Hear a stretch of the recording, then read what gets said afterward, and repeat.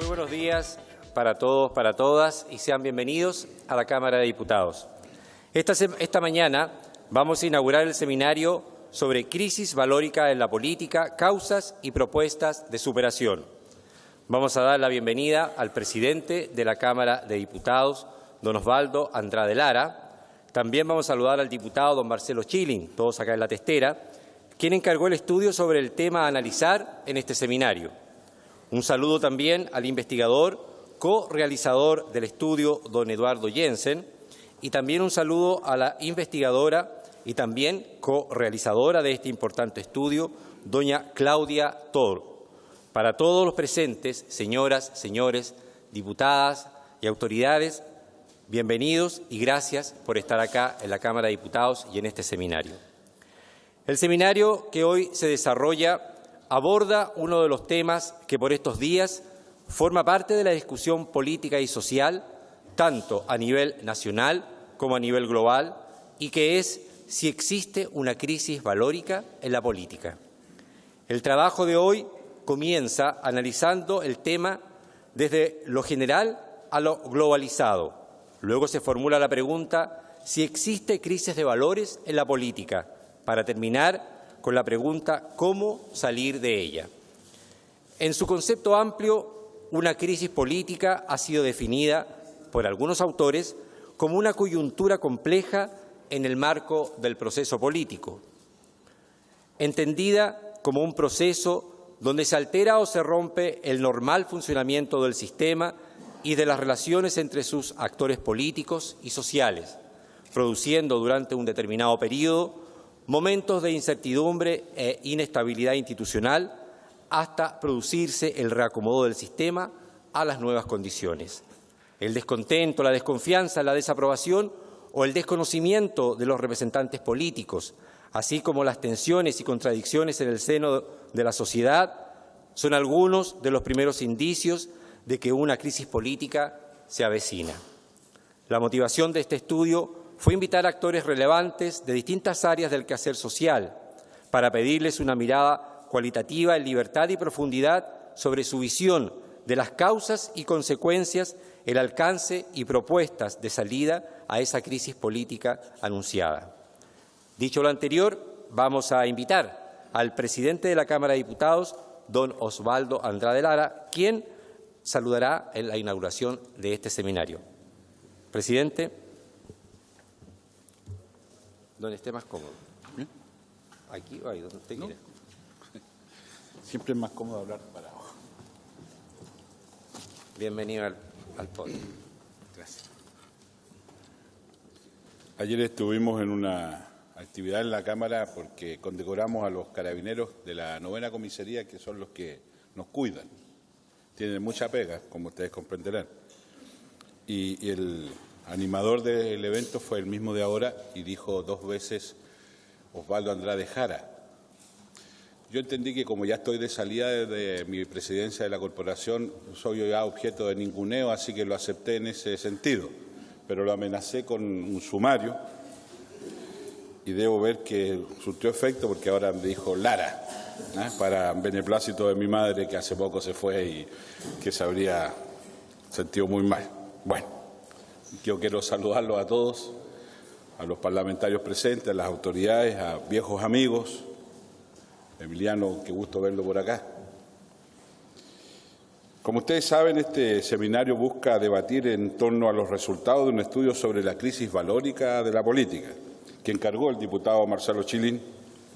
Me dicen los organizadores del seminario y los investigadores que realizaron el estudio, Claudia Toro y Eduardo Jensen, que le llamó la atención la amplia acogida que tuvo su llamado de numerosas personalidades de los más diversos ámbitos de la vida nacional a participar en el estudio y posteriormente como panelistas de este encuentro. Los organizadores creyeron ver una suerte de entusiasmo entre participantes e invitados, que no es usual cuando convocamos a este tipo de seminarios.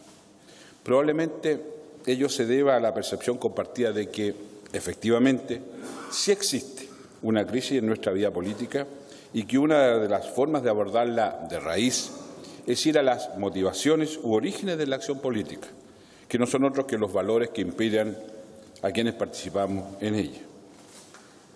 Probablemente este estudio también se deba al particular enfoque que adoptó, que propuso a los consultados, comillas, una mirada cualitativa, en libertad y profundidad, cierre comillas, ante el fenómeno de lo que se denomina como una crisis valórica en la política, cuyas causas y consecuencias, alcances y propuestas de superación constituyen el cuerpo principal de esta interesante investigación. No cabe duda que el tema es importante y está plenamente vigente. Tanto las encuestas como la percepción de la gente recogida en los medios de comunicación y en esto que ahora se llama las redes sociales, así como la discusión más cotidiana de los asuntos públicos, dan cuenta de una fuerte desvalorización de la actividad política entre los ciudadanos. Instituciones fundamentales para la vida política, como son el Congreso y los partidos, ostentan hoy niveles de desaprobación preocupantes y muy altos, mientras que la creciente desafección hacia la participación política se expresa amenazante en el sostenido aumento de la abstención electoral. Los propios partidos políticos enfrentan en estos días dificultades para reinscribir a sus militantes y cumplir con los nuevos estándares de la ley electoral, tensionando incluso la campaña presidencial de cara a las elecciones de noviembre próximo. Es evidente, entonces, que existe una crisis importante que incide en el deterioro de la convivencia social y en la calidad de nuestra democracia. Hay bastante unanimidad en la calificación de la gravedad de la crisis que enfrentamos. Así es percibida en el propio mundo político y por los más diversos liderazgos de la sociedad, cuestión de lo que da cuenta claramente este estudio. Lo anterior lleva con igual claridad a la idea de que es urgente enfrentar la crisis que atraviesa la política y hacerlo con profundidad y desde múltiples dimensiones, dada la compleja naturaleza del problema que enfrentamos. No podemos olvidar que se trata de una crisis que, para algunos, tiene características de cambio de época y es sin duda un fenómeno global presente prácticamente en todos los países de este conectado mundo en que vivimos. Como era de esperar, el estudio no propone soluciones mágicas. En política, al parecer, no existen las balas de plata. Su primer y acaso más importante constatación es que somos los propios líderes políticos y sociales los que debemos asumir nuestra responsabilidad en este plano, dando señales de consecuencia con los valores que inspiran a nuestra sociedad, de manera de avanzar a una suerte de reconstrucción valórica indispensable para que vuelva la confianza a los asuntos públicos. La tarea es compleja y demanda del aporte de todos, desde dentro y desde fuera de la política. Es por ello que he querido sumarme con entusiasmo al esfuerzo iniciado por Marcelo Chilin, compañero de ideas y colega en el Parlamento. Lo hago como una modesta contribución a un empeño colectivo ineludible para todos quienes creemos que mejor política y más democracia son la única forma de alcanzar para Chile niveles de bienestar y auténtico desarrollo. Lo hago como una modesta contribución a un empeño colectivo ineludible que para todos quienes creemos que mejor política, ya lo leí esa parte. Permítanme en esta oportunidad, y a días de dejar la presidencia de la corporación, el martes, yo estaba de acuerdo con Fidel Espinosa entonces nos pusimos de acuerdo en el día, pero después me llamó y me dijo que no habíamos precisado el mes. Entonces, bueno, ahí tuvimos, pero es el próximo martes. Permítanme en esta oportunidad, a días de dejar la presidencia, finalizar esta intervención compartiendo con ustedes algunas ideas en torno a la crisis de la política y las causas que están a la base del deterioro de la reputación y significación de las principales instituciones de nuestro país. Lo primero es sostener que la actual crisis de confianza no solo es patrimonio de la actividad política, sino que atraviesa la sociedad y se expresa en la pérdida de credibilidad de las instituciones políticas, empresariales y religiosas. A ello habría que agregar la preocupante pérdida del sentido colectivo en la vida nacional.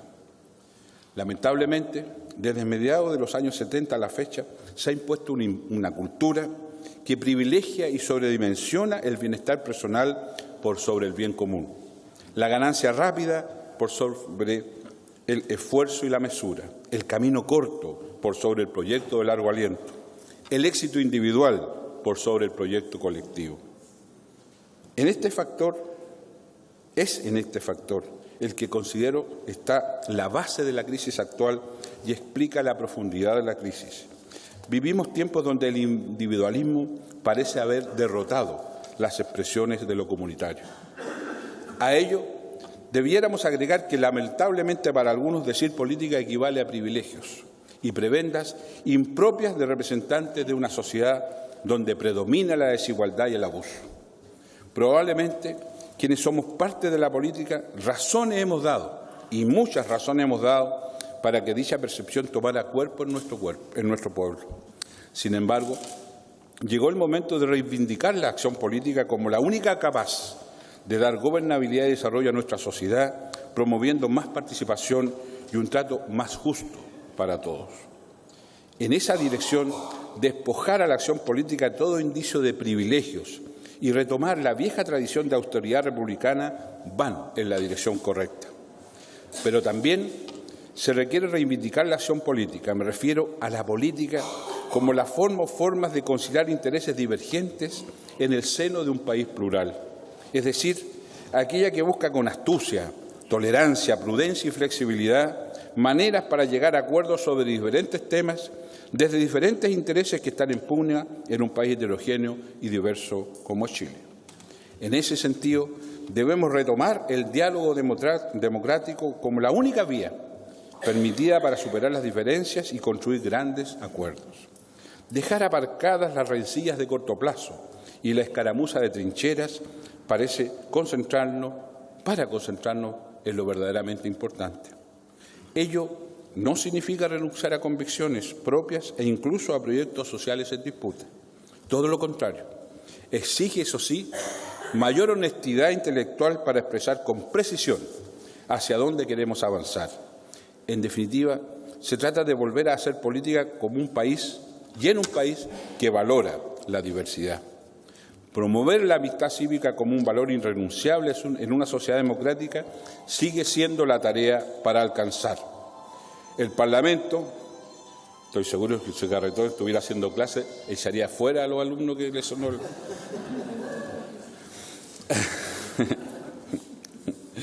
El Parlamento, genuina expresión de la soberanía nacional, debe ponerse a la cabeza de la construcción de un clima de diálogo y respeto que se difunde por toda la sociedad. Me parece interesante en la prensa el día de hoy que leí que Chile hacía un parangón, un paralelo y una cosa como para imitar de el Congreso del futuro, que ha tenido gran desarrollo en el Parlamento, con una preocupación más permanente de este tema. Interesante, trataremos de hacerlo antes de irnos. En los tiempos que corren de descrédito y ataques hegemónicos contra la política, se hace necesario resituar a ésta en el lugar que le corresponde.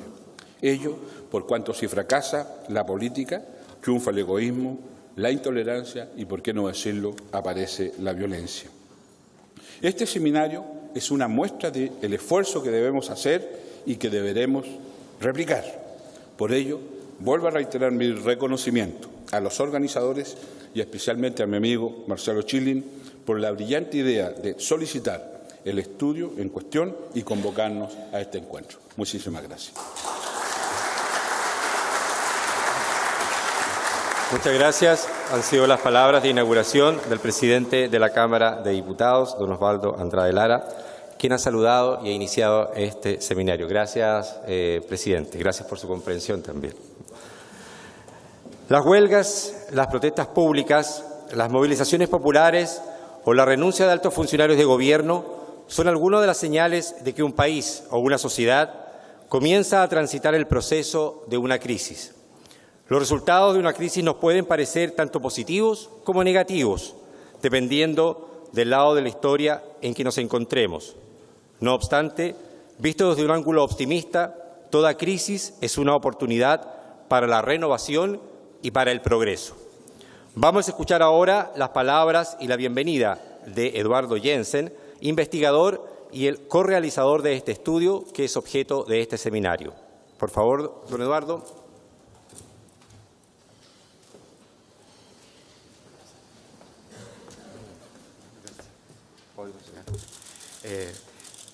Palabras de bienvenida, bienvenidos. Y lo que me corresponde hacer es entregarles una breve síntesis de los resultados del estudio.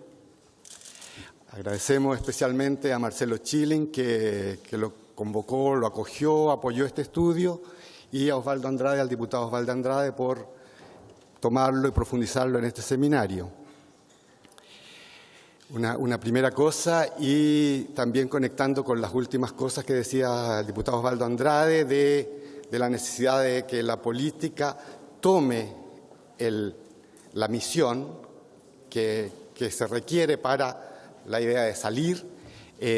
Nosotros estamos continuando también con el auspicio, con el apoyo de Marcelo Chilin, y vamos a trabajar ahora, porque este estudio lo terminamos a fines de diciembre del 2016, vamos a trabajar el tema de construcción valórica. Y ahí entonces la pregunta es, ¿quién construye? ¿Quién le pone el cascabel al gato? Que es el gran tema, porque siempre decimos, ya está bueno el diagnóstico, hagámoslo, y entonces estamos en ese empeño de que lo que requerimos es un proceso de construcción valórica. El estudio invitó a unas 300 personas a participar y acogieron la invitación y participaron prácticamente 40 personas. La gran motivación que ya está en el tapete es la convicción de que como sociedad necesitamos abordar este tema en profundidad. No podemos eludirlo, no podemos escabullirnos y no podemos responder a él solo formal o normativamente. De ahí también la opción por ocupar el concepto de crisis valórica, pues este interpela directamente al sujeto. Otra importante convicción del estudio es que el tema requiere ser abordado por toda la sociedad, de allí que invitamos a voces de todo el arco social, mundo político, religioso, empresarial, pueblos originarios, ciudadano, cultural, académico, estudiantil, gremial, y fue acogido y efectivamente el estudio cuenta con representantes de todo este arco de voces. Esta aspiración que se cumplió también es recogida en este seminario y pensamos que es de una gran riqueza encontrar reunidos en un mismo espacio y en torno a un tema de relevancia nacional a esta diversidad de voces. No es para nada frecuente que podamos concurrir personas de todos los ámbitos a debatir un tema de interés nacional. Entonces, lo que voy a hacer ahora es presentar esquemáticamente algunas de las ideas surgidas desde los autores, desde los participantes al estudio. Voy a robarme esto.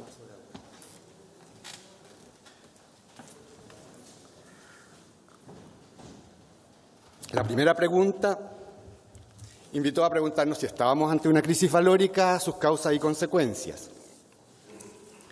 Respuesta mayoritaria, sí, estamos ante una crisis valórica. Ahora, quienes señalaron que no, dijeron igualmente que sí estamos ante una crisis en el campo de lo político. Y si bien hubo distinción en llamarla valórica o no valórica, hubo alta concordancia en los descriptores que ocupan. Lo ilustramos con un ejemplo. Un participante responde, no hay crisis valórica, lo que hay es crisis de confianza. Y otro que dice que sí hay crisis valórica, dice, hay crisis valórica porque hay crisis de confianza. Entonces pasa a ser secundario un debate, una reflexión sobre lo valórico, pero del estudio surgen descriptores muy coincidentes. Por ejemplo, crisis de representatividad, legitimidad, confianza, conducción, mecanismos de representación, prestigio, partidos vistos como burocracias que controlan el acceso al poder, en ese orden. Eso los que dicen que no hay crisis valórica. Los que dicen que sí hay, dicen falta de coherencia, interesados solo en el poder, crisis de liderazgo, conductas reñidas con la ética, crisis de confianza, crisis de legitimidad.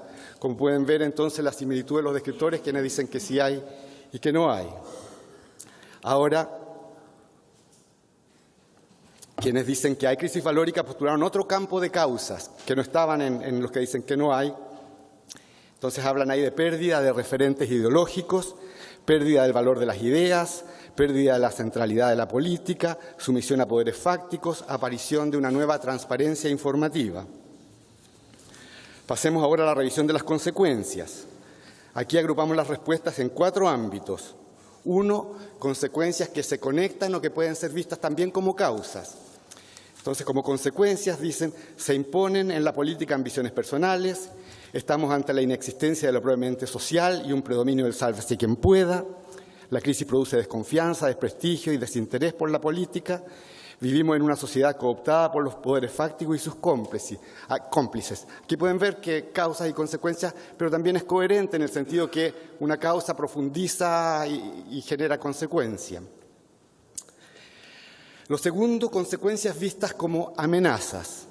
Algunos ejemplos: anomia social y descompromiso con el servicio público, profundización de la apatía y ampliación de la descalificación, estado de ánimo colectivo de tensión expresado en agresividad, sopor inconsciente, sin imágenes oníricas respecto del bien común, y paralización de la sociedad.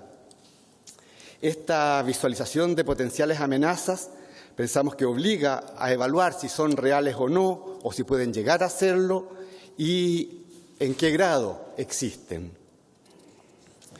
Hay otro tipo de consecuencias que son vistas como oportunidades.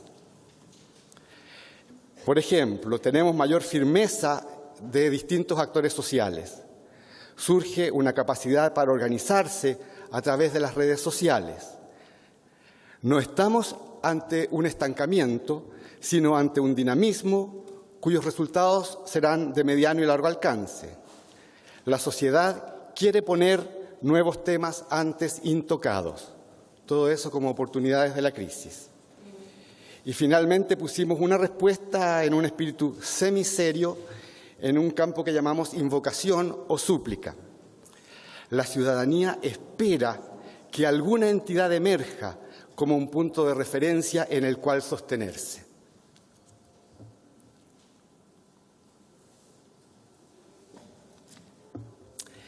El otro campo de estudio era si esta crisis obedece a alguna crisis mayor. La agrupamos en 3 diferentes niveles. 1, que no hay crisis mayor, sino crisis intrapolítica. Y algunos ejemplos: política deliberada de la concertación de desmovilizar a la ciudadanía, crisis en la institución del Congreso, etcétera. 2, sí hay crisis mayor, hay crisis transversal. Entonces, esta crisis incluye Iglesia Católica, Fuerzas Armadas y Carabineros, Administración del Estado. Es sistémica: instituciones, modelo socioeconómico, educación, iglesias. Es multicausal: hay desigualdad y segregación, fraude a la ley, cultura del consumo y crisis del pensamiento. Y tercero, sí hay crisis mayor y es a nivel global o paradigmático. Y aquí se menciona crisis planetaria, global, de la humanidad, de cambio epocal, todos estos grandes referentes. Y algunos ejemplos de estas crisis en este nivel son: las ideologías, incluidas las religiones, han sucumbido ante el materialismo inhumano, el lapsus significativo, e intrascendente. El individualismo y la pérdida de sentido colectivo impregna el alma de casi todas las personas. Estamos ante una falta de convicciones filosóficas, religiosas y éticas en la sociedad contemporánea. Esas son visiones de crisis paradigmática.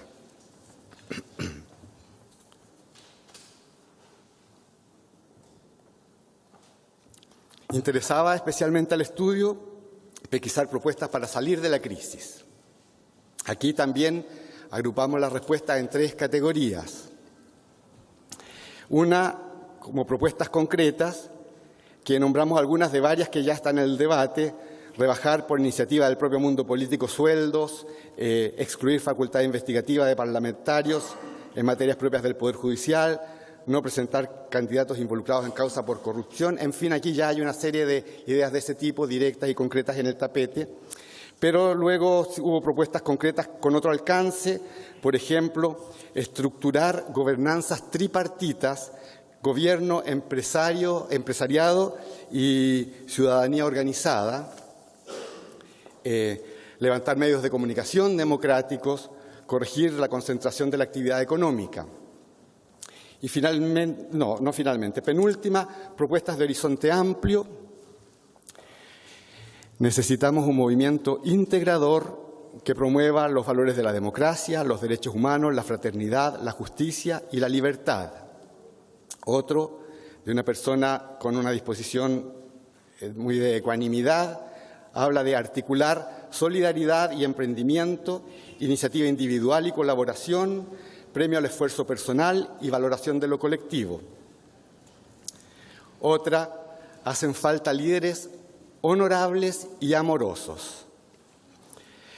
Otra, el camino es integrar derechos humanos, acciones comunitarias, opciones artísticas, espirituales, desarrollo psicológico, educación y acción ecológica.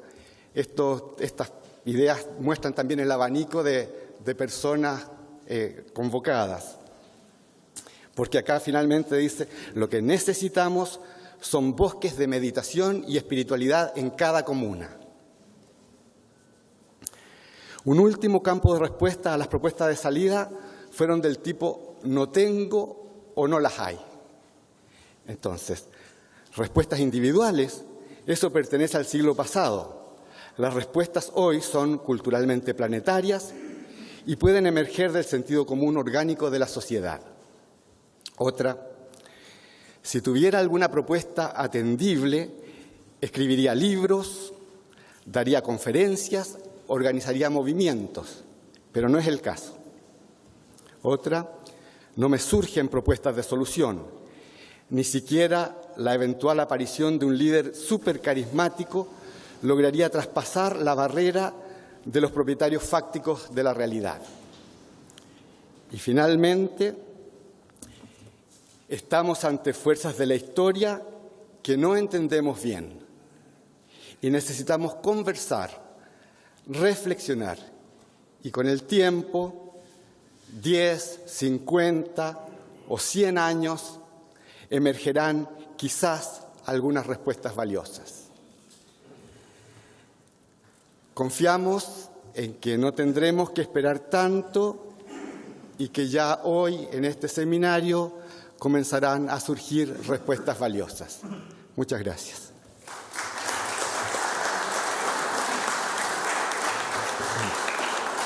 Muchas gracias. Con las palabras del investigador don Eduardo Jensen, estamos dando por inaugurado este seminario sobre crisis valórica en la política, causas y propuestas de superación. Antes de comenzar, quiero recordarles que la forma de trabajo será en base a 3 paneles. Cada uno va a ser dirigido por un moderador. El primer panel va a trabajar la crisis de la política en un contexto global y será moderado por acá presente en nuestra testera por doña Claudia Toro. Finalizado este panel, vamos a pasar un pequeño receso, vamos a compartir un café. Luego vamos a continuar en un segundo panel. ¿Existe la crisis de valores en la política? Una pregunta. Sus causas y las consecuencias. Esto va a ser moderado por doña Rebeca Araya. Vamos a finalizar la jornada con el panel ¿Cómo salir de la crisis? Propuestas y salida. Este panel va a ser moderado por acá presente en nuestra testera, diputado Marcelo Chilin, y quien fue el encargado de pedir el estudio a modo de asesoría parlamentaria. Dicho todo esto, quiero darle las gracias por esta participación, agradecer a quienes han estado aquí con nosotros. Diputada Denise Pascal, muchas gracias por acompañarnos.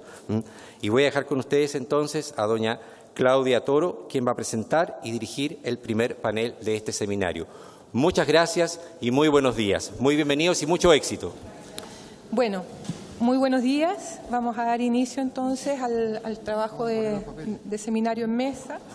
Y me acompañan aquí don Gutenberg Martínez, abogado de la Universidad de Chile, docente y político, rector de la Universidad Miguel de Cervantes desde el año 2003, militante del Partido Demócrata Cristiano desde los 14 años y dirigente estudiantil de la Federación de Estudiantes Secundarios FECES. jefe del Grupo de la Democracia Cristiana Universitaria, DCU, y también consejero de la Facultad de Ciencias Jurídicas en representación de los estudiantes y presidente del PDC, Partido Demócrata Cristiano, en 2 oportunidades. Entre 1990 y 2002 fue diputado de la República, representando a las comunas de Ñuñoa y Providencia en la región metropolitana, y presidente de la Cámara entre 1996 y 1999. Muchas gracias por estar aquí. Marco Antonio de la Parra, en el otro extremo, dramaturgo, escritor, docente y psiquiatra de la Universidad de Chile, miembro de la Academia de Bellas Artes, desde 1975 ampliamente reconocido y distinguido por sus creaciones teatrales, censurado en tiempos de la dictadura por su obra Lo crudo, lo cocido y lo podrido, en 1978, director de compañías teatrales como la Teatroneta, Teatro de la Pasión Inextinguible y Transatlántico, docente de la Universidad Católica y Finisterra, dirigiendo desde el año 2005 la Escuela de Literatura de la Facultad de Comunicaciones y Humanidades y entre 2012 y 2015 la Escuela de Teatro. Universidad donde también dirige la Cátedra Siglo XXI, destinada a reflexionar sobre las grandes tendencias que están imponiéndose en el mundo en el campo de la cultura, la ciencia y las disciplinas sociales. Buenos días, a pesar del agua. A mi lado, Pedro Cayuqueo Millaqueo, periodista, escritor y político, activista mapuche, chileno, con una prolífica producción de crónicas y análisis para medios nacionales y extranjeros, y distinguido por el Colegio de Periodistas en el año 2001 y con el Premio de Periodismo Iberoamericano Samuel Chafkin en 2013. Participó en la coordinadora Arauco-Mayeco CAM entre 1998 y el año 2000, retirándose por diferencias políticas. Fundador del partido mapuche Gualmapuén 2005, vicepresidente de la Corporación de Profesionales Mapuche ENAMA, integra el Consejo Consultivo del Instituto Nacional de Derechos Humanos desde el año 2012. Buenos días, bienvenidos. Y don Manuel Antonio Garretón, sociólogo, politólogo y docente, licenciado en Sociología de la Pontificia Universidad Católica de Santiago y doctorado en la École de Hautes Études en Ciencias Sociales, de Alto Estudio en Ciencias Sociales de la Universidad en París, ampliamente reconocido por sus aportes en la investigación social y política, la docencia nacional e internacional y por su aporte también al desarrollo del debate y la reflexión intelectual y cultural del país y de Latinoamérica. Cuenta con una vasta producción editorial, aportes a la Organización Asociativa de las Ciencias Sociales, distinciones y becas como el Premio Nacional de Humanidades y Ciencias Sociales 2007 y el Premio Kalman Silvert en 2015. Desde 1994 es profesor titular del Departamento de Sociología de la Facultad de Ciencias Sociales de la Universidad de Chile. Bienvenidos todos. Agradecemos la participación a esta invitación. Nos pareció muy importante tener una primera mesa de debate que fijara las posiciones en torno al tema de la crisis política y su contexto global a personas que vienen de distintos mundos y que desde ese mundo han movilizado pensamiento político en torno a este sueño de construcción de lo común, de lo colectivo. Las reglas del juego, por el tiempo, siempre son acotadas a una participación que inicialmente nosotros planteamos de una presentación de 7 minutos aproximadamente, para dejar luego un tiempo disponible para una conversación, si es que se quiere generar en torno a las ideas que han presentado cada uno, o preguntas de las personas que están participando hoy día en el seminario. Son muy bienvenidas también. A modo de una breve presentación, quisiera complementar lo que planteó Eduardo, señalando que el estudio permitió recoger muestras evidentes del desencanto que moviliza la discusión y reflexión social hoy.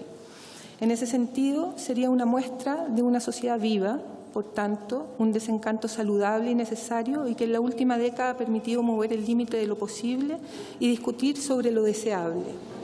Se vislumbra también la necesidad de una búsqueda que comienza a hurguetear públicamente en las tan vilipendiadas utopías a propósito del reclamo de lo que sería una escisión de las estructuras sociales respecto de las estructuras valóricas, pero también motivacionales y emocionales, sin encontrar aún el justo lugar que sea convocante para la construcción de un nuevo proyecto social.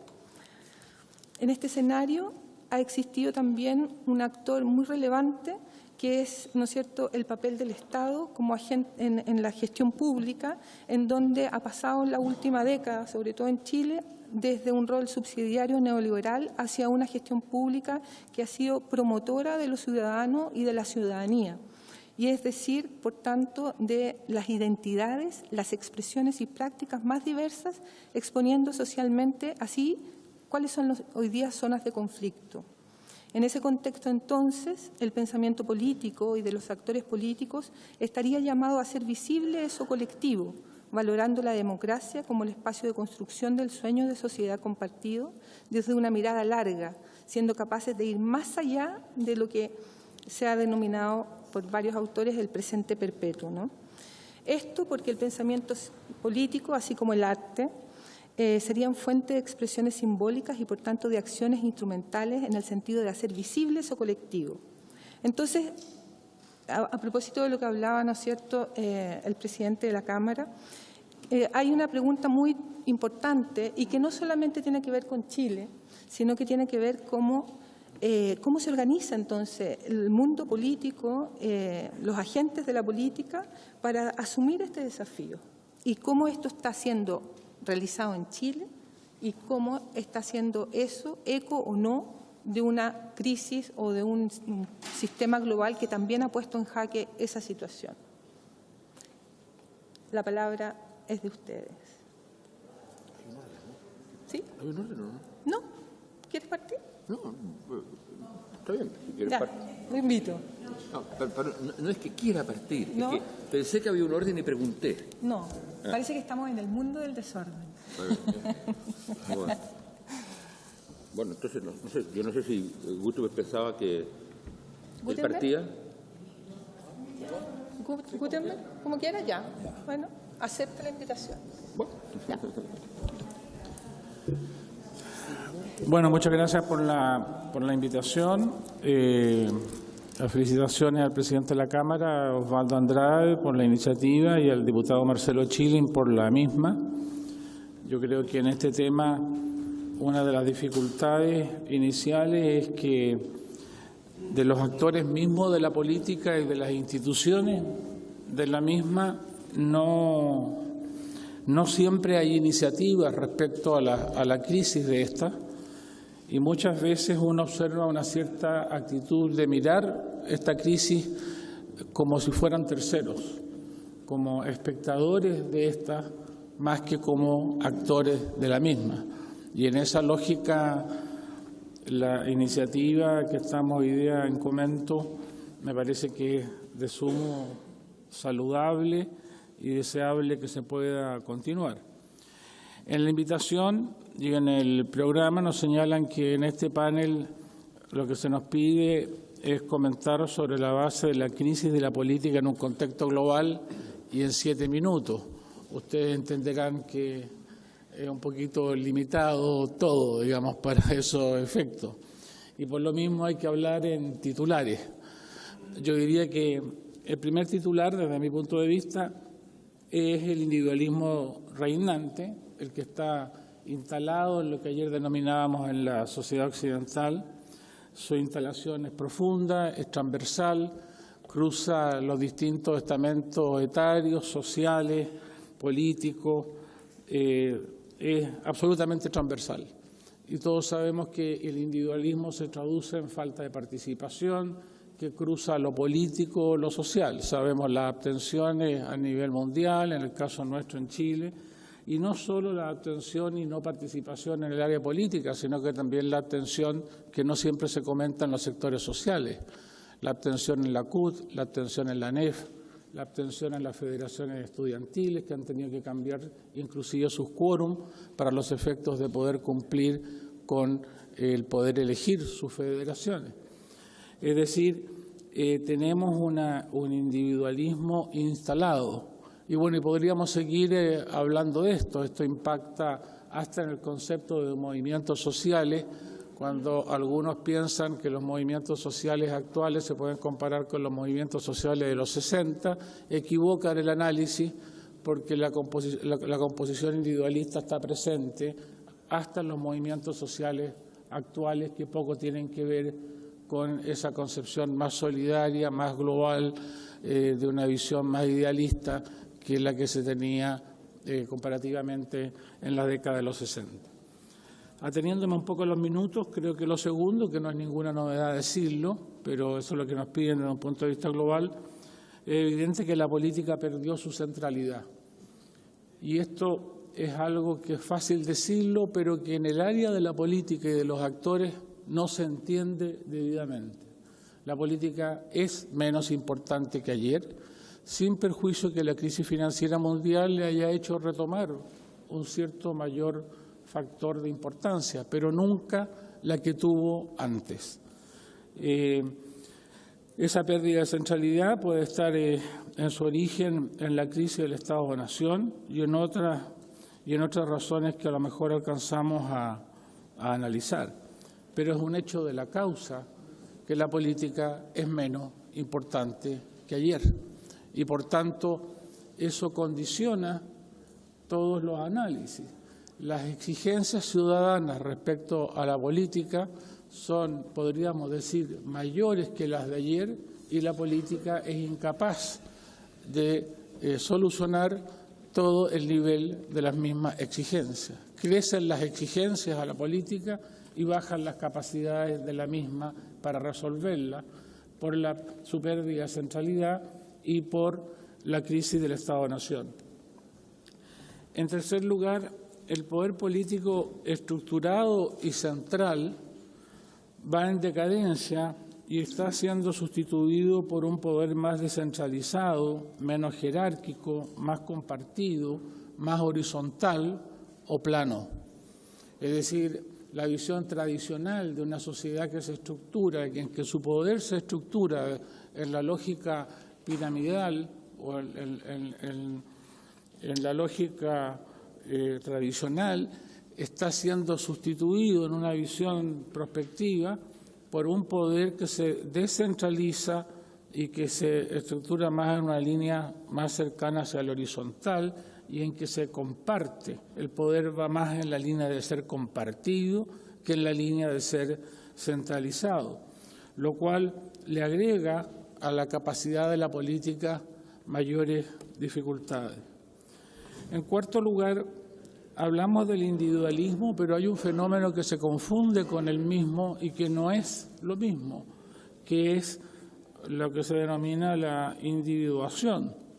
El joven de hoy sueña con vivir en un departamento en Santiago solo o en Providencia solo, de acuerdo a lo que son sus estatus socioeconómicos.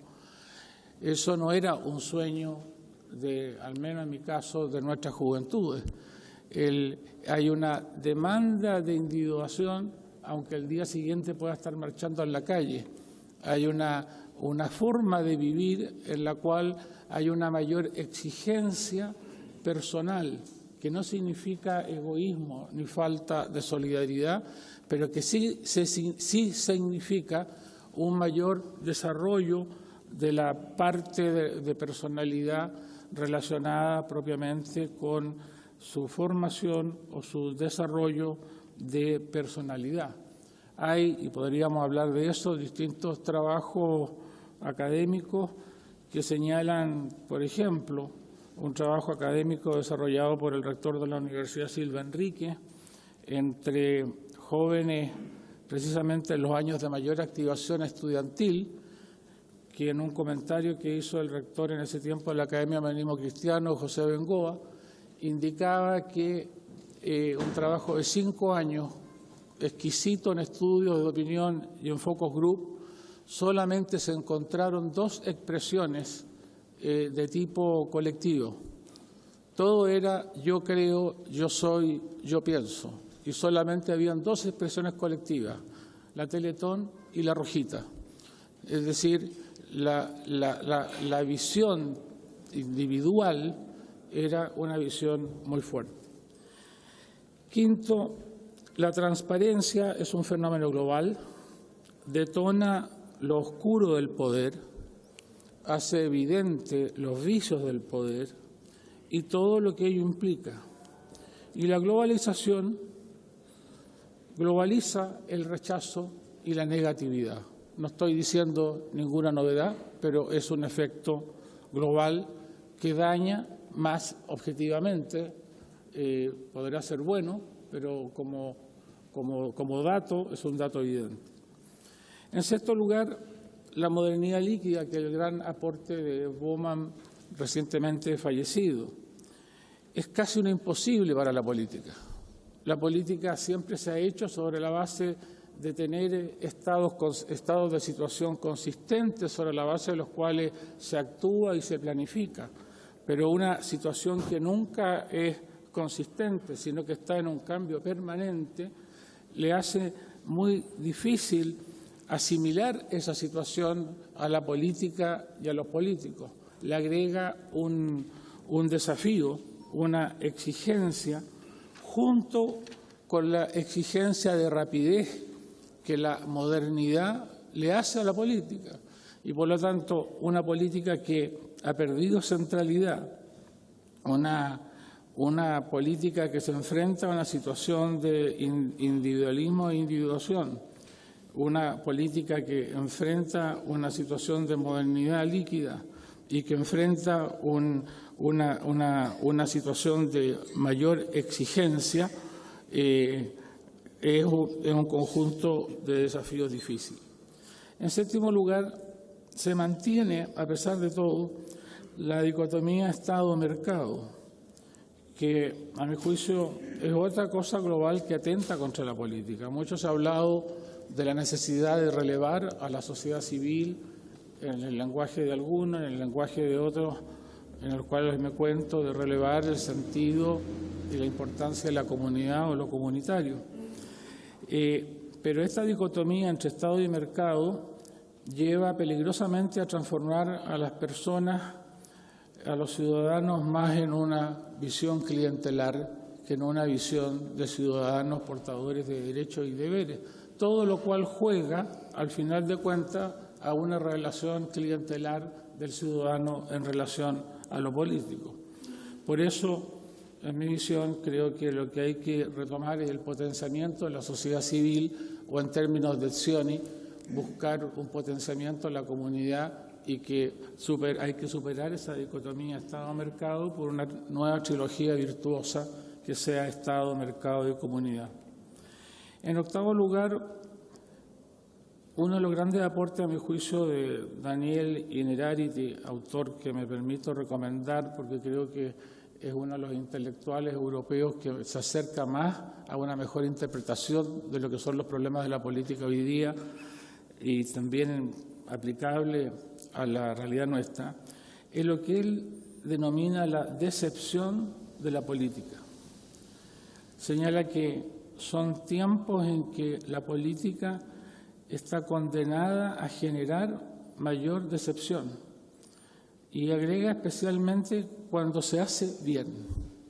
Señala que el contexto donde como se hace hoy día la política, señala que la actitud oposición-gobierno genera necesariamente una lucha política marcada por el efecto negatividad y que, por lo tanto, lo negativo es lo que prima en la acción política por sobre lo positivo y que, por lo tanto, el contexto de la política es en un régimen de negatividad.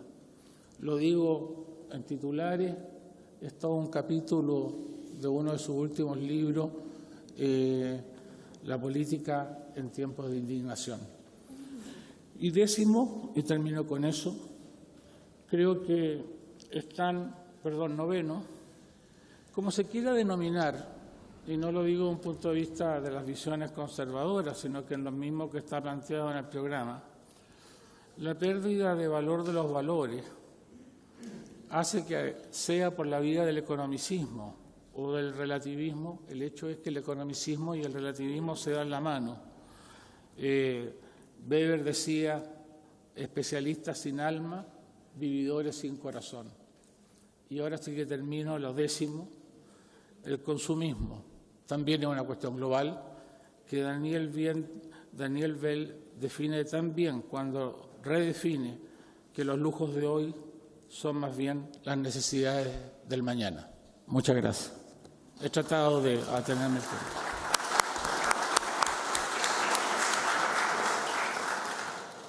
A continuación, Manuel Antonio Garretón.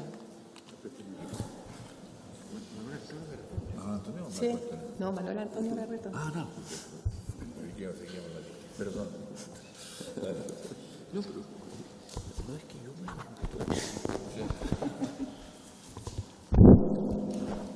Bueno, muy buenos días. Muchas gracias por esta invitación.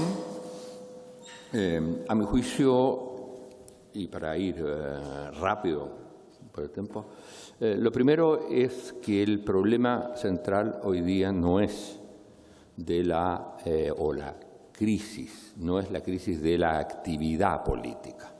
Por supuesto que hay crisis de la actividad política, la ha habido otras veces, y estas a veces pueden ser muy importantes. Sin embargo, yo diría que el problema central no es ese.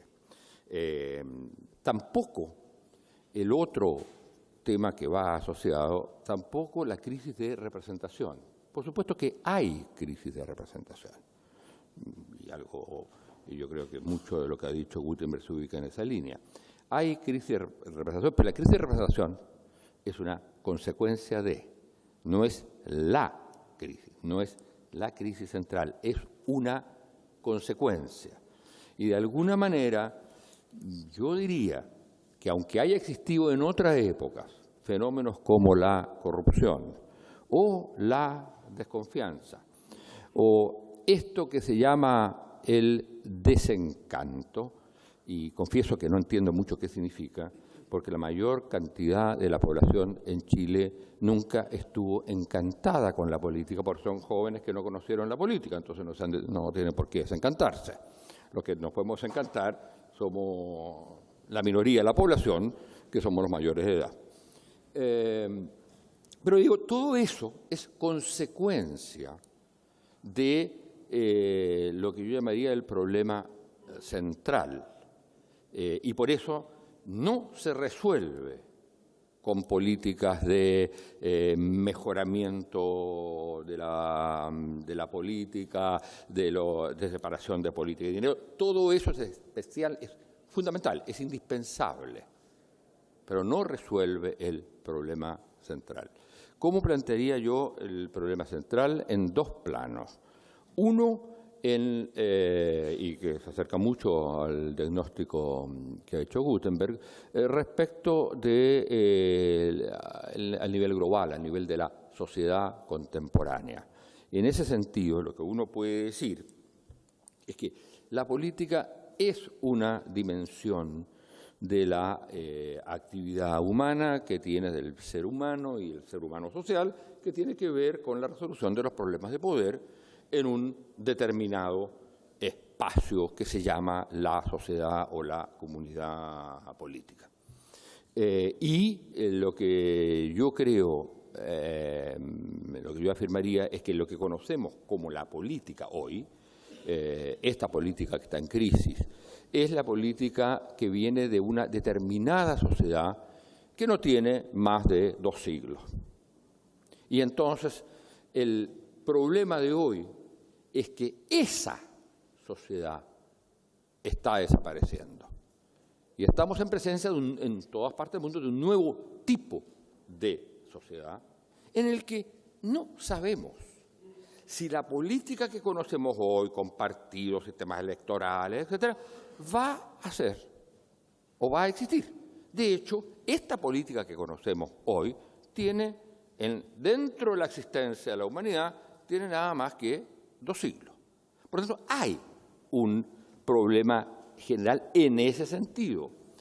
Y que significa, a mi juicio, y yo lo veo como central, no como uno de los aspectos, es que lo que está en crisis es la idea de sociedad, la idea de lo que los americanos llamarían polity, no politics, sino polity, o de comunidad política. La pregunta fundamental que se hacen los seres humanos hoy es ¿para qué necesitamos sociedad? Y la sociedad fue una necesidad cuando emerge la sociedad de Estado Nacional, digo, cuando emerge la sociedad industrial de Estado Nacional. La idea de comunidad política fue fundamental y hoy día esto está en cuestión.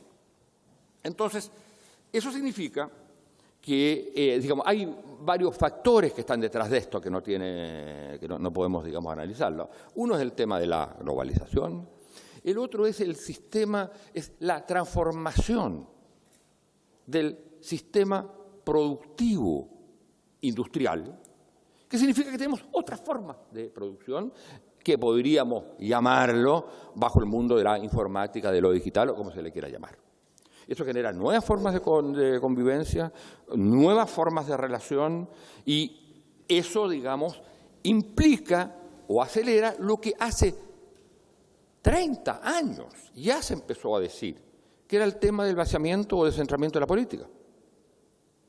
O sea, yo diría que el problema no es del descentramiento de la política, es el de la transformación de un tipo de sociedad que se va a caracterizar, entre otras cosas, por el fenómeno de globalización, por la desnormativización.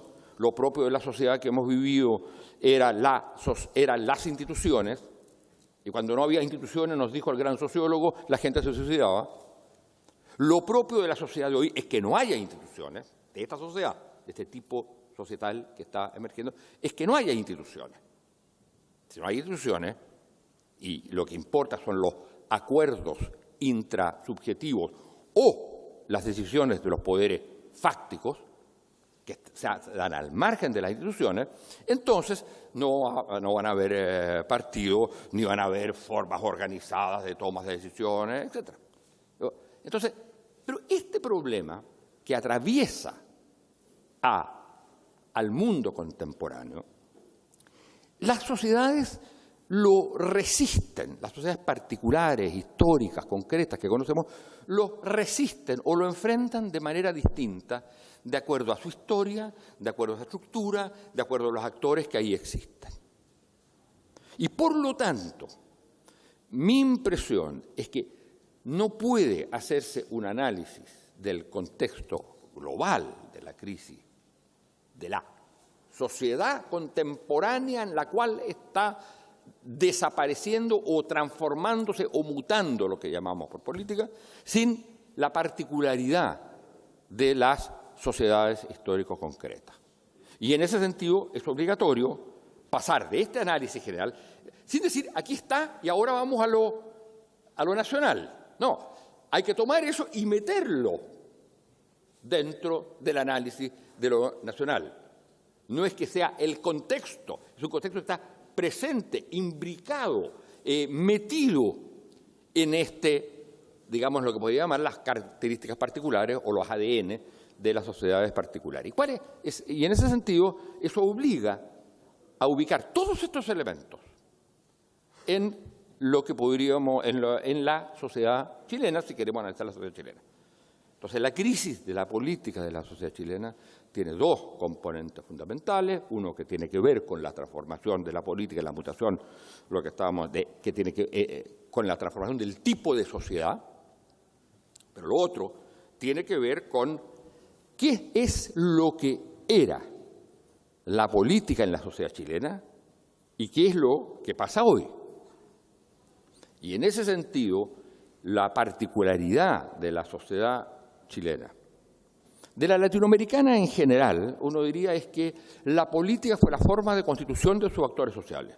No fue ni la religión, no fue ni la economía, no fue ni la cultura, fue la política. Y eso tuvo dos vertientes, la vertiente más personalizada de la política, más nacional popular, más populista en el buen sentido del término, porque los economistas han embarrado toda la cuestión con la descripción de hacer equivaler populismo a demagogia, que no tiene nada que ver. La democracia puede ser demagogia, el populismo puede ser demagógico. Entonces, digo, pero la política más populista y la política, si ustedes quieren, más institucionalizada, más partidaria. Y Chile pertenece a esta. Ahora, en el caso chileno, lo que es crucial es que no hay actor o sujeto en la vida de la historia de Chile post, digamos, crisis de los 20-30, o sea, de los 30 para adelante, que no esté vinculado a la política institucional partidaria. Los partidos eran mucho más que partidos, eran subculturas, proveedores de identidad. ¿Qué tal este gallo? Esa pregunta, si usted la hace en Estados Unidos, le dirán, bueno, gana tanto, o es negro o es blanco, o es de Iowa. Si la hace en otras partes, le van a contestar por el tierra. En Chile le habrían dicho, mire, está re bien este gallo, pero es socialista. O sea, la manera de constituirse los actores sociales era a través del sistema político partidario. Hubo entonces una imbricación. No hay movimiento social que no esté atravesado, relacionado con el sistema político partidario. No hay partido que no tenga vinculación con el movimiento o los actores sociales. Y eso se mantiene en formas dramáticas, complejas, amenazadas por el asesinato, la desaparición, la detención, la ejecución, se mantiene, sin embargo, durante la dictadura. Esta relación estructural, orgánica, adenística, entre lo social y lo político partidario, no solo lo político partidario. Unos minutos más y... Ya. Entonces, lo fundamental es que se mantiene, y se mantiene en el momento más importante de los últimos décadas, que es en el plebiscito. Al plebiscito, que es visto como un gran movimiento de movilización, lo que es cierto, no habría existido esa movilización sin los partidos. Son los partidos los que deciden ir al plebiscito. Esto es así.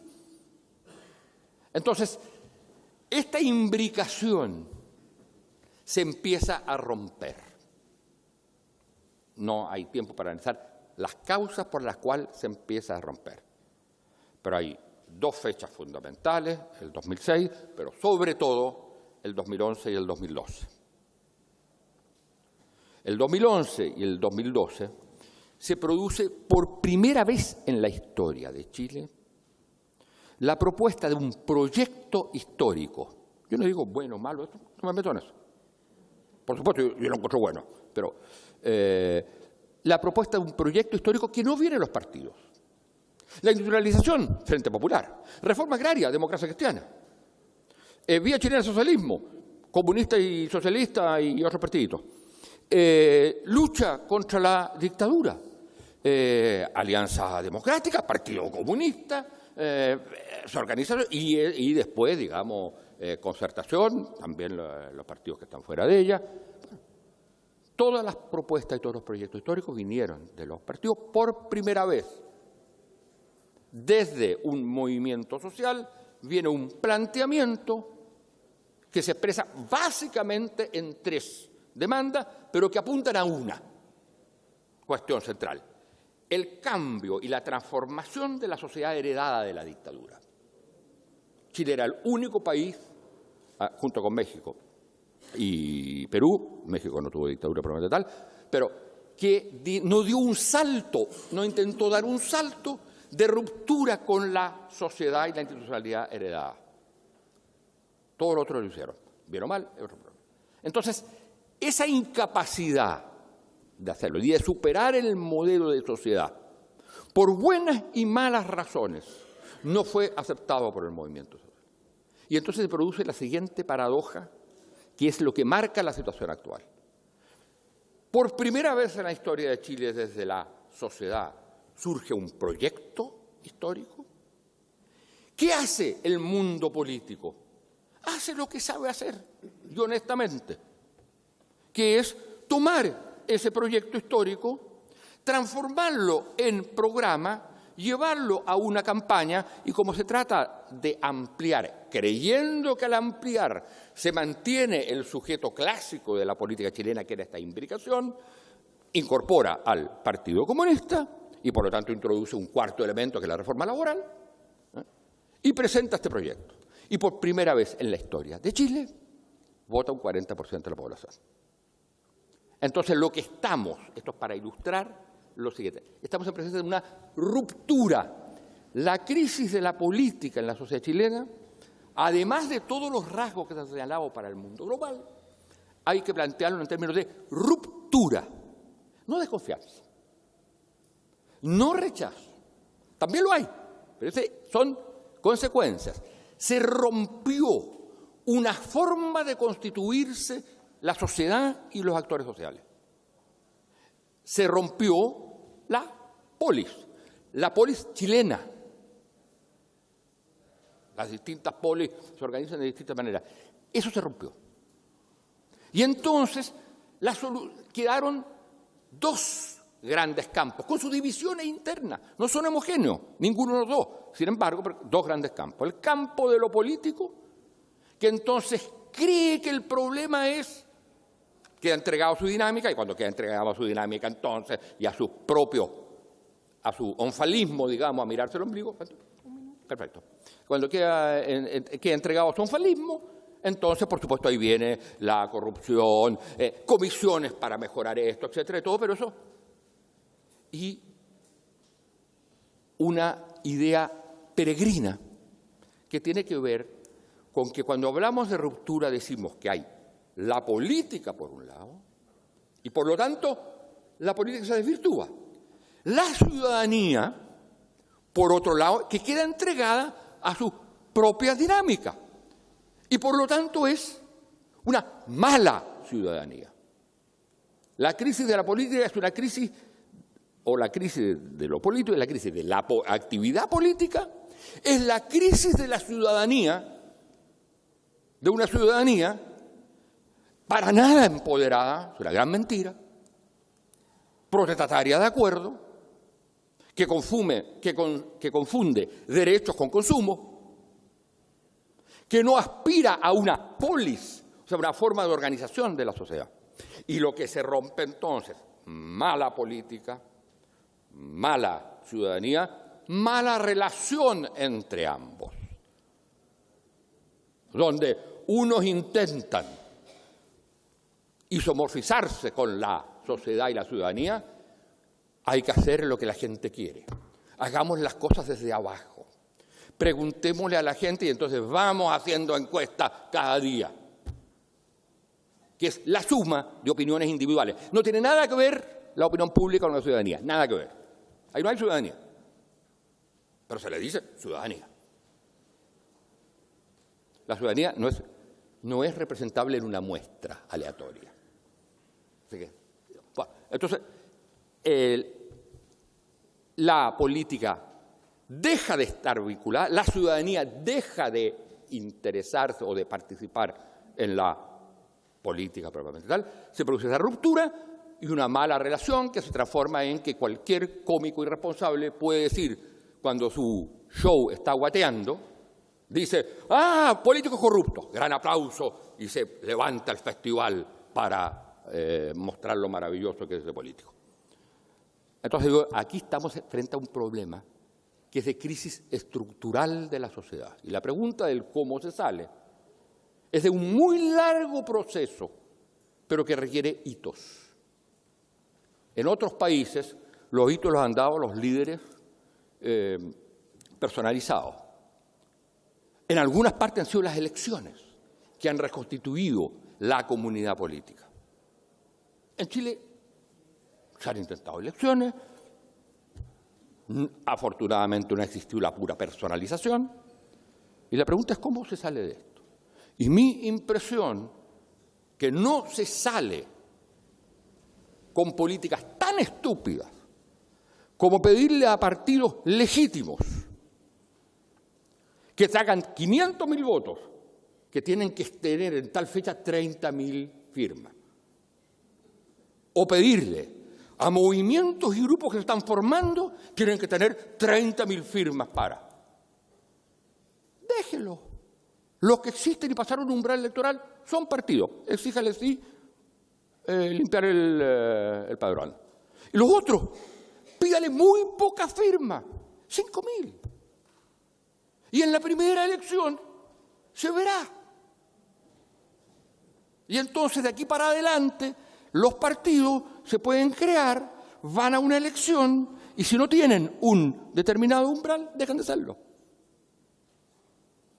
Pero no se quiso hacer eso. Se pensó con la idea clásica del partido que tiene que tener militantes.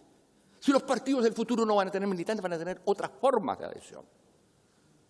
Pero yo creo que si bien esas fórmulas no resuelven el problema, hay que pensar en otra.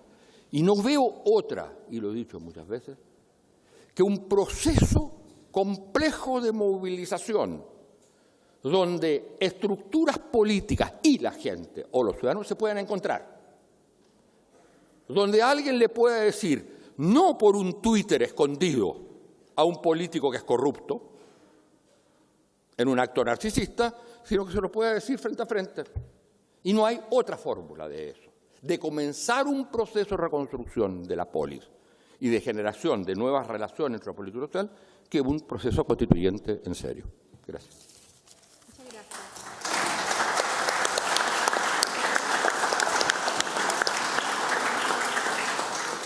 A continuación, Pedro Cayuqueo. Marimari Peñi, Marimari Pulamien, Marimari Compuché, Compuení, Incheta Pedro Cayuqueo Piñén. Me imagino que todos entendieron, ¿cierto? Sí. Porque somos un Estado muy respetuoso de la diversidad y de las lenguas originarias. Bueno, un saludo a todos, a cada uno de ustedes, agradecer al Congreso esta invitación, a la Cámara de Diputados. Me parece que es un tema súper relevante de discutir precisamente en estos espacios donde están los políticos profesionales, porque creo que la crisis trata más bien de ellos que de la política. Creo que no hay que confundir, y hay un intento a veces muy declarado de confundir la política con el actuar de los políticos. Yo, en lo personal, y desde la mirada que uno trae desde provincia, yo soy del sur, soy del Gualmapu, el país mapuche, la mirada que tenemos de la política en general es bastante positiva. Creo que hay un pueblo que está viviendo un renacimiento de activismo político, un renacimiento cultural, un renacimiento identitario, y creo que me atrevería a decir que este momento histórico, en el caso del pueblo mapuche, es el mejor momento para ser un joven mapuche. Estamos viviendo una verdadera revolución cultural como sociedad indígena, en la cual todos y cada uno se suman a una idea, a un colectivo, a una causa común, que vuelve a traer al tapete esta idea de la comunidad. Yo me sorprendo mucho cuando se plantea que en Chile han ganado posición ideas individualistas, donde lo individual prima sobre lo colectivo. Quizás eso sucede en espacios determinados, quizás sucede en la capital, quizás sucede en sectores sociales determinados, pero lo que uno ve en provincia, y no solamente en zonas que son de origen indígena, sino que en la provincia alejada de la metrópoli, uno observa comportamientos colectivos, uno observa comunidad, uno observa esfuerzos por vivir en común. Hay una captura de la política por parte de una generación de políticos profesionales que lamentablemente la ha desprestigiado y la ha alejado de la ciudadanía, que es un tema quizás que no aborda este estudio. Pero yo creo en lo personal que hay una valoración tremenda a la actividad pública, al rol que cumplen los dirigentes sociales, por ejemplo, al rol que cumplen las organizaciones de base, juntas de vecinos, los comités, en el caso indígena, lo que son las asociaciones indígenas, las comunidades.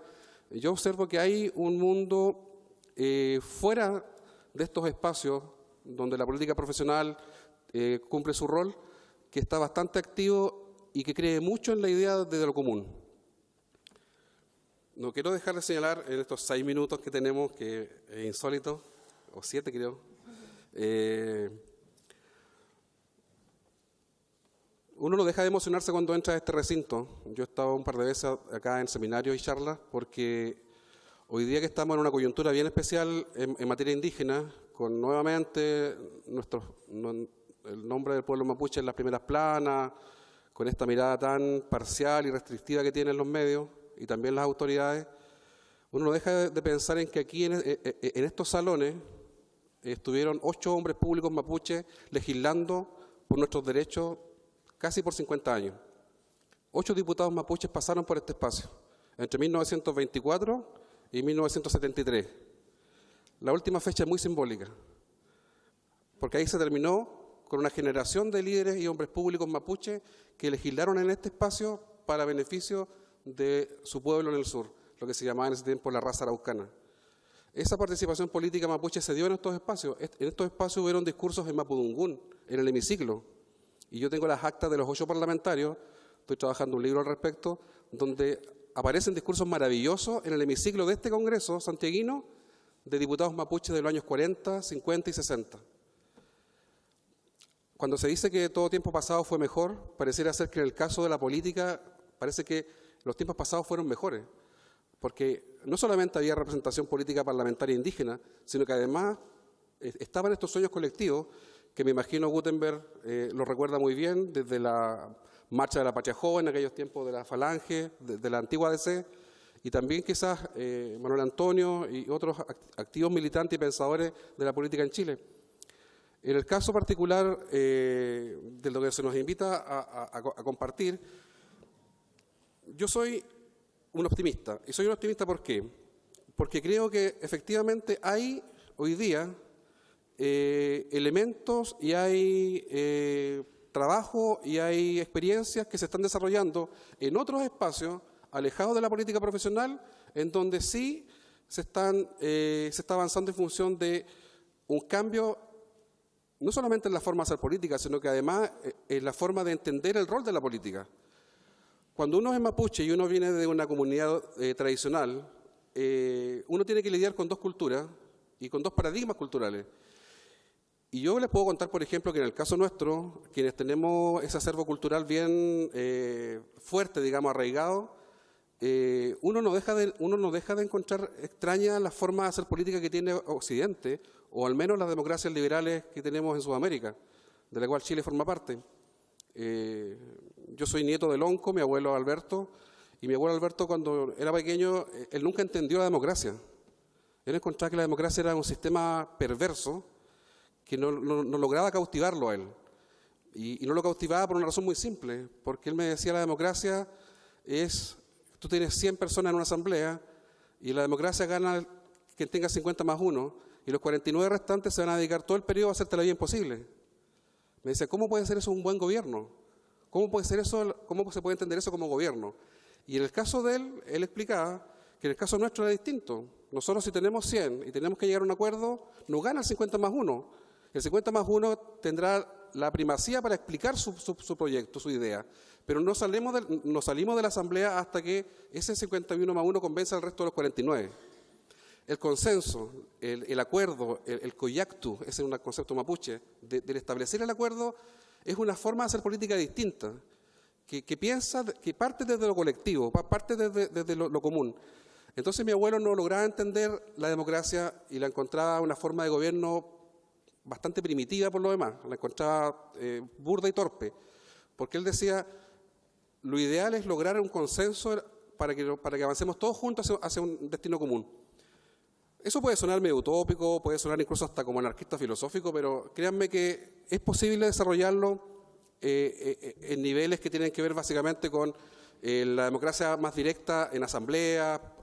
Yo no soy seguidor de Gabriel Salazar muy digamos, estrictamente, pero él tiene un punto en eso, de que quizás lo que está en crisis hoy día es un sistema de representación política que, digamos, no sé qué tan conectado está con realmente la forma en que la ciudadanía o la población en general quisiera que fuera la política. Uno viene de un mundo en donde esto funciona. Yo les puedo decir responsablemente que en el caso mapuche uno observa una sociedad organizada que está pensando en lo común. Desde aquellos que están en el activismo político, cultural, como aquellos que están en temas a veces que escapan de ese mundo, como el tema productivo, agrícola, en fin, las cooperativas. El mismo modelo mapuche económico que existe, que para algunos puede ser una gran sorpresa escucharlo, pero existe un modelo económico mapuche, se basa en el cooperativismo. Se podría decir que es lo más cercano a un modelo económico mapuche. Por tanto, uno viene de un paradigma cultural en donde lo colectivo, lo común, tiene mucha fuerza y tiene mucho sentido. Y yo me atrevería a decir que gran parte del conflicto que tenemos hoy día entre el Estado y el pueblo mapuche y su nueva posibilidad de resolución pasa porque habitamos paradigmas culturales distintos y formas de pensar la economía, pensar la sociedad, pensar la relación con el medio ambiente, pensar las relaciones sociales de forma distinta. Ayer leía muy alegre en Twitter que en Nueva Zelanda se logró un paso histórico. En Nueva Zelanda se declaró persona jurídica un río. ¿Ya? Una petición que los maoríes, que el principal pueblo indígena neozelandés venía exigiendo hace mucho tiempo, porque es un río que tiene características culturales bien especiales para ellos. Y la Corte neozelandesa aprobó que se declarara a ese río una persona jurídica que tiene derechos. A mí me pareció maravilloso porque da cuenta de una sociedad capaz de ponerse en otro paradigma cultural, aceptarlo, validarlo y reconocerlo. Yo el mismo Twitter le comentaba a algunos amigos y a algunos conocidos cuán lejos estamos en Chile de reconocer ese tipo de derechos, por ejemplo, al medio ambiente. Sería casi una locura y probablemente quienes son abogados o los mismos parlamentarios se reirían de esto. Y resulta que la misma petición que tenía el pueblo maorí sobre ese río es el argumento que tenían las ñañas pehuenches en su minuto para oponerse a la aprobación de Ralco y Pangue. Es el mismo argumento cultural. Y sin embargo acá lo que hubo fue básicamente un avasallamiento brutal respecto de un megaproyecto que todavía genera bastantes problemas en el sur. Soy optimista, además, ¿por qué? Porque creo que por primera vez en la historia, nuestra mirada del mundo, hablo desde los mapuches o desde los indígenas, por primera vez en la historia, nuestra mirada del mundo, nuestra mirada de la economía, nuestra mirada de la ecología, nuestra mirada de las relaciones sociales y humanas, creo que está en el lugar correcto de la historia. Porque antes no fue así. Cuando se descubrió América, los indígenas estábamos en el lugar equivocado. Las corrientes mundiales eran otras, las corrientes de pensamiento, las corrientes económicas eran otras, y estábamos derechamente en el lugar equivocado. Y estar en el lugar equivocado nos costó la vida, se calcula en más de 90 millones de personas que fueron asesinadas en el proceso de conquista europea en América, de Alaska a Tierra del Fuego. Cuando fue la independencia de la República, en el siglo XIX, la República Sudamericana, también los indígenas estábamos en el lugar incorrecto de la historia, nuevamente. Y por eso vinieron procesos de colonialismo y de despojo territorial que los mapuches nos afectaron a fin del siglo XIX. En el tiempo de la Guerra Fría, en el tiempo de esta polaridad mundial, los indígenas también estábamos en el lado incorrecto de la historia. Tanto así que para la izquierda mundial, latinoamericana, revolucionaria, los indígenas ni siquiera estábamos en el eslabón más débil de la cadena. Estaban los campesinos ahí. Ni siquiera estábamos los indígenas, no existíamos para la izquierda revolucionaria. Entonces, nuevamente, en el lugar incorrecto. Pero fíjense que hoy día no. Yo estoy convencido de que hoy día sí estamos en el lugar correcto. Porque hoy día Occidente está buscando nuevos paradigmas para buscar respuestas a problemas que tienen hoy día. Problemas en materia de medio ambiente, problemas en materia de democracia, problemas en materia de crisis política, como se denomina. Y se está mirando hacia las culturas originarias. Se está mirando hacia el acervo cultural y filosófico de estas culturas. Y entonces yo siento que está la esperanza de que logremos en un futuro, no sé si muy cercano, pero establecer ese grado de comunicación que nos permita nutrirnos mutuamente y poder avanzar hacia una sociedad un poco más democrática, un poco más amigable. Yo no soy un propagandista ni idealizo la cultura indígena, pero sí creo que tenemos elementos en nuestras culturas filosóficos, políticos, para nutrir la acción política, incluso de partidos como en los cuales muchos de ustedes acá militan. Fíjense que una de las primeras medidas que tomó Evo Morales, cuando fue electo por primera vez presidente en Bolivia, a través del MAS, fue incorporar al código de ética del partido del MAS los principios aymara. ¿Y cuáles eran los principios aymara? No robar, no mentir, no ser flojo. Y yo lo entrevisté al presidente Morales años atrás y él me comentaba muy sonriente, me decía, imagínate cuántos políticos profesionales del Congreso boliviano pasan esa prueba. No robar, no mentir, no ser flojo. Ellos aplicaron principios andinos a la acción política. Y él me preguntaba, me decía, ¿existen principios culturales en tu pueblo? ¿Principios éticos, morales? Yo le decía, existen, son 4. Cumeche, buena persona. Norche, correcto. Quimiche, ser sabio. Y Nehuenche, ser valiente. Y él me decía, bueno, ahí tienes tú una hoja de ruta en torno a la acción política mapuche, de cómo hacer política como mapuche. Por tanto, yo por eso soy optimista. Creo que en el caso nuestro en particular hay una posibilidad muy concreta de seguir avanzando en la lucha por nuestros derechos. Lamentablemente tenemos que lidiar con un Estado, una clase política y una sociedad chilena bastante inculta en torno al tema y también, digamos que no nos ha sacudido de fenómenos como el racismo o el clasismo tan clásicos en Chile, pero somos una cultura y un pueblo que, siento yo, va a seguir insistiendo en lo colectivo, va a seguir insistiendo en la comunidad, va a seguir insistiendo en el buen gobierno, que es distinto, creo yo, y ahí estoy con mi abuelo, es distinto a lo que tenemos hoy día. Y esta crisis que plantea Garretón de un modelo de representación que hay o de un modelo democrático que hay en Occidente, yo creo que es real. Creo que hay una crisis en torno a ese modelo de hacer política y que no es descabellado pensar que pueden existir otras formas de hacer política, otros modelos.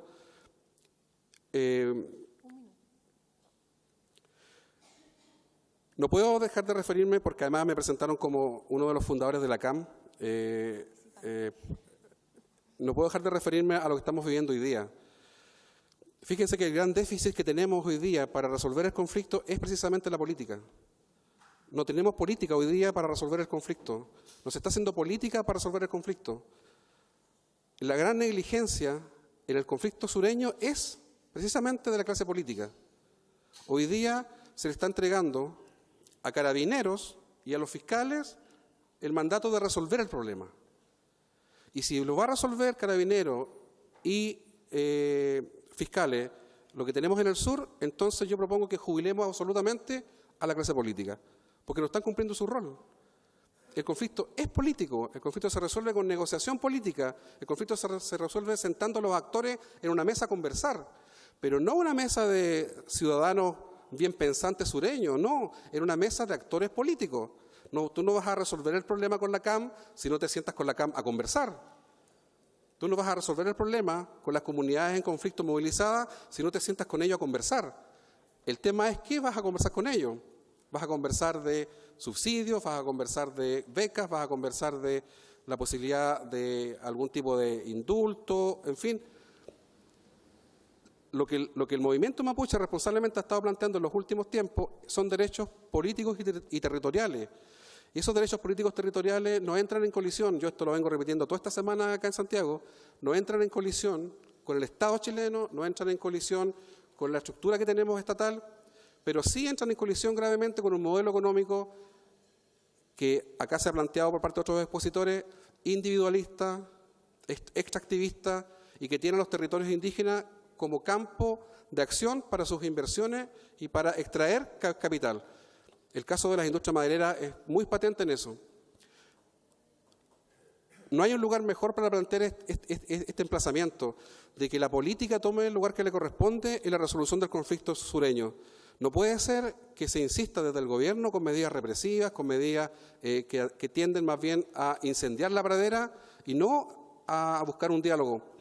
Yo aquí veo a algunos parlamentarios que están acá, les planteo ese desafío, porque a lo que podemos llegar en el sur es a un conflicto étnico y de insurgencia armada que no les quiero decir las consecuencias que puede tener en el futuro.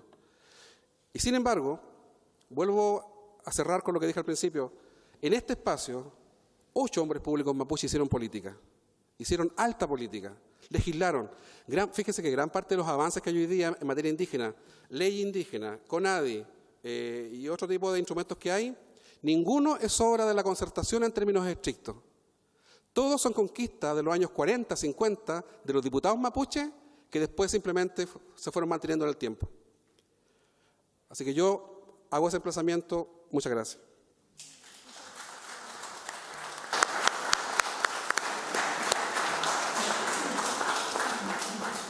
Marco Antonio. Bueno, intentaré en tiempo de 140 caracteres hablar en 7 minutos. Doy las gracias por la oportunidad de pensar y escuchar a otra gente que está pensando este país. Seré breve, muy personal y reiterativo, y espero no ser majadero. La cosa es que de pronto se nos desmoronó la confianza en la política. Así como en una luz fueron arrastrados figuras, principios, propuestas. Ni la demagogia, que parece tan resistente como las cucarachas, ha quedado en pie. De repente aparenta rebrotar como un sucedáneo de la política en crisis. En medio de la modernización y enriquecimiento del país, al parecer se produjo eso que dicen de en arca abierta hasta el justo peca. Y aunque sea en una dolorosa minoría, un número sorpresivo de políticos se manchó las manos con dineros mal habidos en prácticas sospechosas. La posmodernidad ya había hecho también lo suyo, se ha comentado acá. Se habían demolido los discursos totalizadores, nada abarcaba ningún proyecto universal como en los viejos tiempos. La cosa es que la política perdió sustancia, no solo en nuestro país. Los años 90 vivieron la bonanza socialdemocrática del estado de bienestar en Europa, y entre nosotros el auge del neoliberalismo conducido por la concertación, crisis del 97 incluida. Dejamos de ser el país endeudado permanentemente con una inflación galopante que los más jóvenes ni siquiera imaginan lo que era vivirla.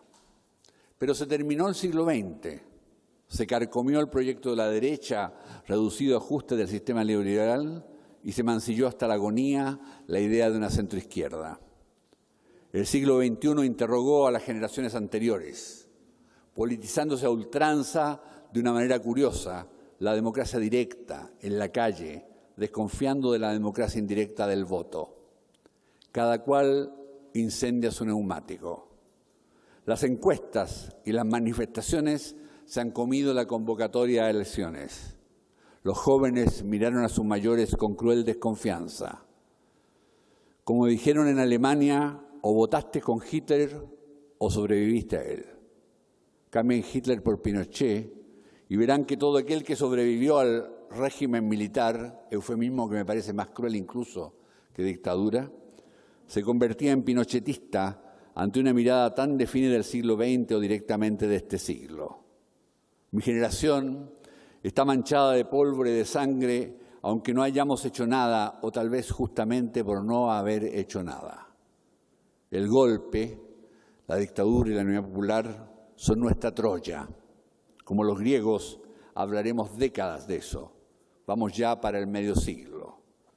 Estamos implicados y duelen las preguntas que se nos hacen. ¿Somos nosotros acaso los cómplices pasivos? ¿Dónde estaba la democracia cristiana el día del golpe militar? ¿Qué responsabilidad tuvieron los grupos armados de la izquierda en el fracaso de la Unidad Popular? ¿Por qué tendríamos que adoptar un invento socioeconómico de los Chicago Boys? ¿O por qué no? ¿O por qué sí? En medio de la pérdida de criterio que de pronto se dispara en tiempos de crisis, alguna voz más joven dice que estamos en una dictadura y no hay museo de la memoria suficiente que ayude a tener más claras las cosas. Los rostros de esta tragicomedia que ha sido la historia de Chile del siglo XXI se han repetido mucho y algunos quieren seguir repitiéndose. Añoranza de regímenes presidenciales fuertes y racionales, administradores potentes en tiempos en que hay una añoranza entre los jóvenes del ideario inflamable de la UP.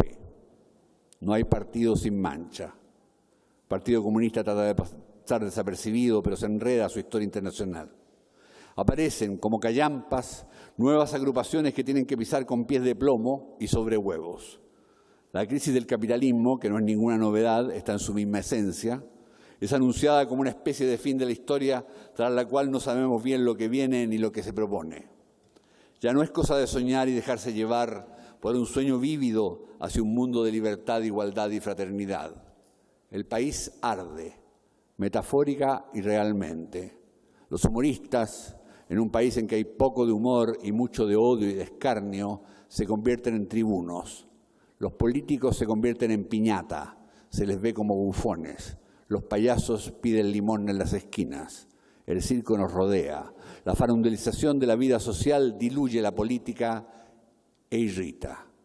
La derecha, o algún fragmento de ella, visita implicados en torturas y muertes. La izquierda, o lo que queda de ella, se fractura buscando aire fresco. El capitalismo neoliberal, con su sociedad de mercado, se ha instalado echando raíces en todos los barrios bajo los centros comerciales, torres, plazas, malls y el inconsciente de la mayoría. Esa mayoría que no tiene ganas de cambiar tanto. Pero el entusiasmo, siempre peligroso con su cóctel Molotov en la mano, quiere brindar por un cambio radical. Los empresarios son odiados y también los suben a la piñata. Son el rey feo del carnaval. También han manchado algunos sus negocios.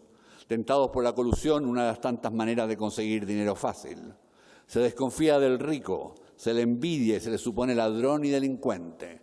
Se desconfía de quien quiere un sistema económico más controlado y no desee cambiarlo todo. Derechista se le dice, facho, reaccionario. Pero esto cabalgando un caballo sin cabeza que no sabemos dónde va. No hay propuesta alternativa. Si hay que leer a Marx de nuevo, es pensándolo en un sistema con redes sociales, Internet, Spotify, Amazon y Alibaba, donde la gente se relaciona por Tinder y los más jóvenes, por un misterio extraordinario, beben hasta el aturdimiento. A ver qué queda. El silencio de Dios, el silencio de las élites, no solo es chileno. No nos hagamos ilusiones. Tal como exportamos el neoliberalismo recién estrenado y las AFP y todo el sistema, dejamos de ser excepción y nos convertimos en regla. Chavismo, Podemos, egoístas, Corea del Norte, kirchnerismo. ¿Cómo se reinventa la confianza cuando se ha roto como un cristal? Se precisa una revalorización de la política que realmente represente a los electores, que den ganas de ir a votar y no solo por el mal menor. Hay que combinar el entusiasmo sanguinario con la experiencia machucada y no vendida, como la suponen ciertos jóvenes. Hay que instalar un sistema de tolerancia cero con todo aquel que viole las reglas del juego. El capitalismo, como las ratas, es capaz de sobrevivir hasta una bomba atómica. Revisar salud, educación y transporte, áreas donde siempre se ha sabido que el Estado tiene que meter sus manos, pero tampoco tanto que controle la libertad individual y la constriña. ¿Cómo ser inclusivos sin dejar caer un corsé educacional, por ejemplo, en una sociedad en la cual cada día más crece la diversidad? Diversidad en todos los campos, es decir, tolerancia, es decir, democracia. Soy un partidario radical de la melancolía. Saber que no seremos el ideal de nadie, que seremos siempre transacción y que sería feo ser campo de batalla. Que el país tiene muchos rostros y deben estar limpios para poder aceptar su diversidad como un acto generoso de convivencia. El camino es quizás ser un sutil conservador escéptico de izquierda, con una ética del tamaño de un transatlántico, implacables con los que se tienten en manejos oscuros de lo que sea, implacables con los sueños demagógicos carentes de sustancia, implacables con los que creen que se debe imponer una sola vía de lo que venga. Bajo la crisis surgen pequeñas ideas dictatoriales, cambiar el país de cabo a rabo, refundar, arrancar de raíz el sistema económico y no estudiar melancólicamente las señales de esperanza que son pocas y por eso mismo requieren cuidado, amor, cultivo. Somos muchos y pensamos distinto, a veces muy distinto, y vamos en el mismo barco. Y hay que tener cuidado con el deseo de aniquilamiento del adversario. Bajo ese deseo late la muerte y la dictadura. La vivimos cruel. Hay quienes aseguran tener las manos diáfanas, se han bañado en el elixir de la eterna juventud, entran al campo de la política supuestamente sin mancha. Hay quienes exhiben como prueba de inocencia las huellas de la tortura, la prisión o el exilio. Pueden decir, yo no voté por Pinochet ni me quedé callado. A más de 40 años del golpe, aún no se conversa en voz alta de cómo inventamos entre todos a Pinochet. Pinochet, lo he dicho en muchas partes, sigue siendo nuestro maestro del mal. Nos enseñó que podíamos ser crueles y viles, pero esa es la única opción. todavía hoy, pinochetistas o revolucionarios? ¿Qué hacemos con la gran vieja mayoría? La que no tiene partido, la que dice que no es las encuestas, o más, dice no sé, o no me parece, o no me interesa. Hay que invitarlos y escucharlos, y no en un focus group. Hay que reconquistar su voto, pero es replantearse la política y que no se convierta en un oficio, sino en un, vaya palabra, servicio público. Y solo será posible, digo yo, por el camino de la melancolía, que no es tristeza, es realismo.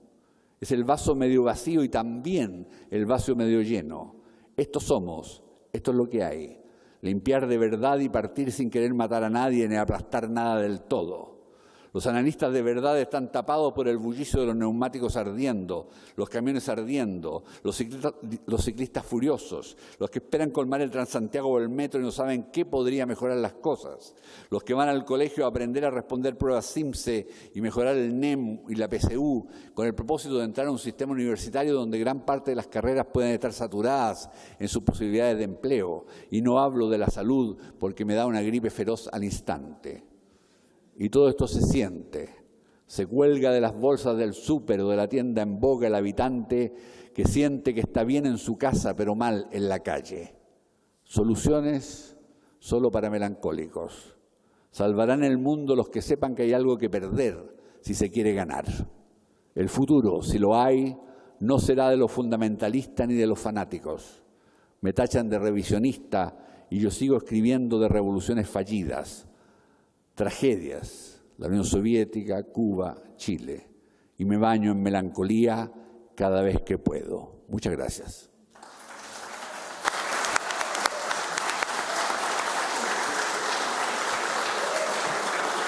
Muchas gracias.